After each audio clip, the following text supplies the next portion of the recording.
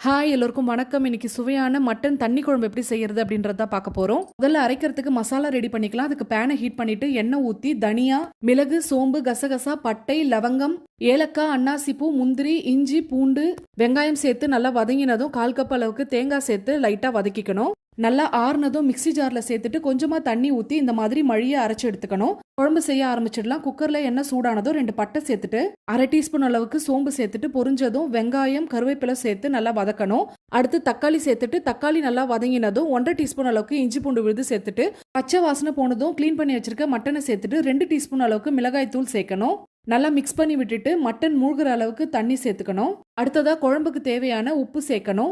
ஒரு 1/4 டீஸ்பூன் அளவுக்கு மஞ்சள் தூள் சேர்த்துட்டு குக்கரை மூடி 6 இருந்து 7 விசில் விட்டு வேக வச்சு எடுத்துக்கணும். மட்டன் வெந்ததும் அரைச்ச விழுத சேர்த்துட்டு 2 நிமிஷம் நல்லா கொதிக்க விட்டு புதினா இலையை தூவி இறக்குனீங்கன்னா ரொம்பவே டேஸ்டியான மட்டன் தண்ணி குழம்பு ரெடி.